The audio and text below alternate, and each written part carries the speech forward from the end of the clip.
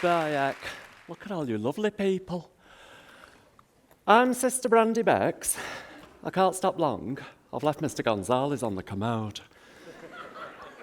He's wrestling with a rather tricky evacuation. But these lovely people at Tedx have asked me to swing by and give you all a talk. Yeah, I'm dead excited. Look, they've even got me wearing one of these fancy microphones. I feel like Britney Spears. Don't worry, I won't be singing. I'd make your ears bleed. I might pop off for a quick costume change, though. Can you imagine if I come back out with a big python round my neck? That'd be something. Be like Kingston upon Thames with a splash of Vegas. You couldn't write it. And I've had my hair done for the occasion. Got a patient who's a hairdresser. I said, give me something special for this Tedx extravaganza. This is what she's come up with. She says, it's Bridget Bardot meets Duffy. I'm not convinced. Maybe I'm just not one for a bouffant. I'll tell you one thing though, it's fantastic for showing off my hoops. Now, as we're all out on this wonderful day of edutainment, do you like that, edutainment? I've just learnt that word backstage from one of the speakers, Ali Hendry. Oh, she's amazing. Honestly, she could teach those doctors a thing or two about jealousy. They can be a right mardy bunch. But as we're all out listening to talks and having a giggle, you can call me Brandy. But back on the ward, it's Sister Becks. It's not my rule. I'm easygoing about these things. That's our matron, Mary. She thinks it sounds more professional. Now, I've a lot of time for Mary, but she's as mad as a badger and twice as prickly. Like a cross between Kim Woodburn and Hitler. Only with a slightly thicker moustache. And Mary, or Scaredy Mary, as she's known, is what you would call old school. Now, being old school, she loves the rules, or rather people who stick to them, which quite frankly is not me. Last week, calls me into her office, accuses me of being unprofessional. Me? Unprofessional? She says it's not appropriate for a nurse to be romantically involved with a doctor on the same ward. Do I look like I qualified yesterday? I put her straight. I said, Mary, that was nothing more than casual sex. What nurse in the right mind would date a doctor? They're hard work. The last doctor I dated, handsome chap, he was 6 foot and 4 inches. Sadly, that was 2 separate measurements. But he was a surgeon. I thought what he lacks in size, he'll make up for with his nimble fingers. Couldn't have been more wrong. After operating all day, they were worn out. He used to claim they got cramps. That came to an end when he mistook the hand sanitizer for lube. Never moved so quick in my life. Now, one or two of you might be thinking that there's something about me that's not quite right. I'll admit it. Strictly speaking, I'm not quite adhering to the uniform policy. Should have my hair up and off my shoulders, but there'd be nothing to flick. And those doctors, they love to see me sitting at the nurse's station, flicking myself. To be honest, nursing isn't what I expected. It's impossible to steal any decent drugs. Well, almost. And I do realise that people can feel a little uneasy when they hear about nurses stealing, using pharmaceuticals. I'd like to assure you that every nurse's number one priority, above all else, is to keep the patient safe from harm. It's true. I'd take a bullet for my patient.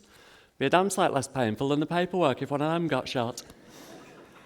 A stubbed toe can set me back an hour in reports. I'd be tempted not to bother with the simple stuff, but you know Mary will cotton on. She's got a sixth sense for these things. The last thing I need is to be in her bad books again. You look a glamorous sort. What's your name? Annie. Tell me, Annie, what do you think of these shoes? Do you like them? Yeah? Scaredy Mary told me off for wearing these to work. Yeah? Says they're not suitable for a clinical environment. Miserable cow.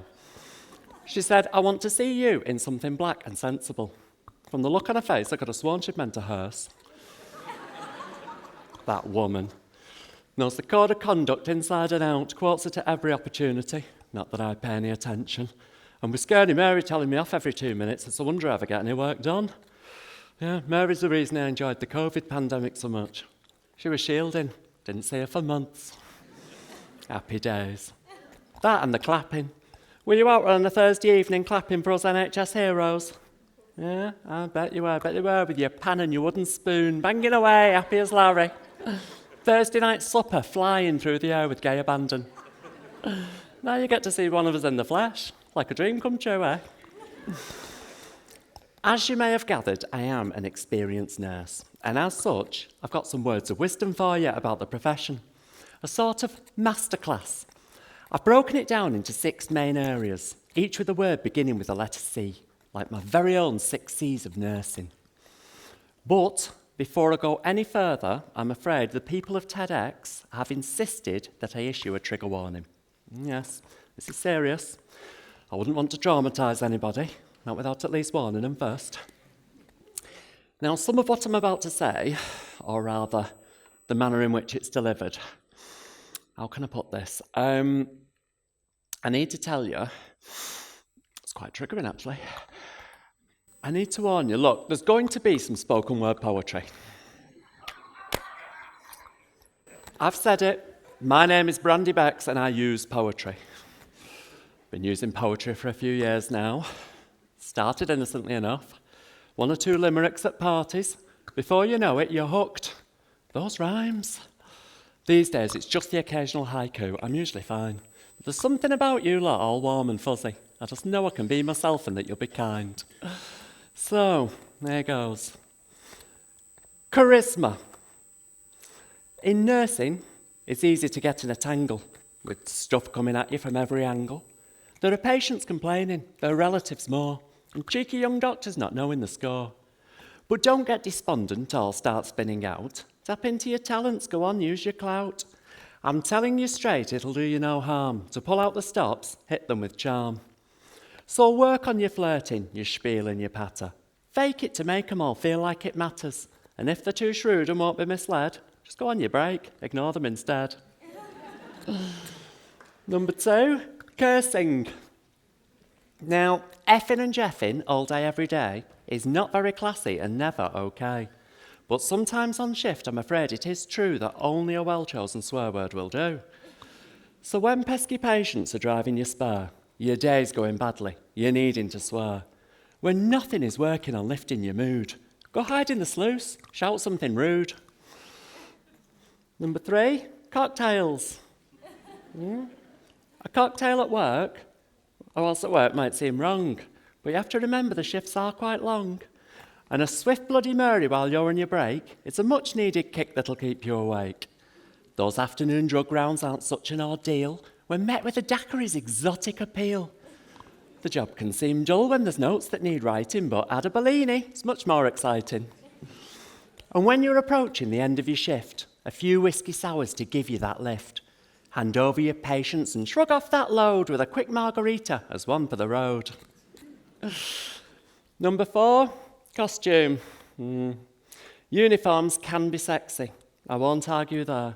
But our nurses get up, it's lacking some flair. The high neck, the low hem, this boxy sleeve, in cheap scratchy fabric that won't let you breathe. Now, sadly, our options are thin on the ground, as changes in policy won't come around. But all is not lost if you just do your best. Add in some glamour, stand out from the rest. Accessorise wildly and do it your way. Lace it with jewellery and heels that could slay. Accent that tunic with whatever fits. And those handsome doctors, they'll check out your glitz. What do you think I was going to say? I'm an NHS professional. Number 5, cuddles. I'll admit there are days I get worn out with caring, as the energy needed can often seem wearing. And time after time I think on reflection that maybe it's nurses that need that affection. So if when you're finding it all a bit much, you're feeling a longing for physical touch, don't let your emotions get all in a muddle. Just grab a cute doctor, go and have a cuddle. And finally, a drop of Chanel. This job isn't always as fun as you'd think. Some shifts are a nightmare with tasks that can stink. There are bodily fluids all over the place. They land on your legs, they fly in your face. I've had wound juice upon me from an oozy gash. Leg bags have burst, I've been caught in the splash. The number of times I've been tempted to quit after ending up covered in vomit and spit. Now, there's nothing attractive in smelling of doom, but all is not lost with a dab of perfume. So my best advice, so that no one can tell, is when you've washed off your patient, break out the Chanel. So, there you have it from an experienced nurse. This job can be great, but then also a curse. But take on my words, you'll find it a breeze when you're following Brandy's essential 6 C's. Thank you.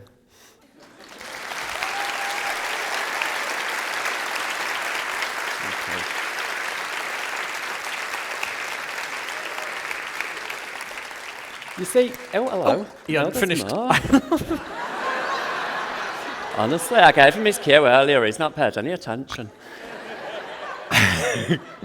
You see, it takes a special kind of person to be a nurse. Somebody gentle, but also strong and able to deal with a lot of crap. A bit like a toilet roll, and less appreciated during a pandemic. Of course, people adore doctors. Oh yes, especially the patients. They're like gods to them.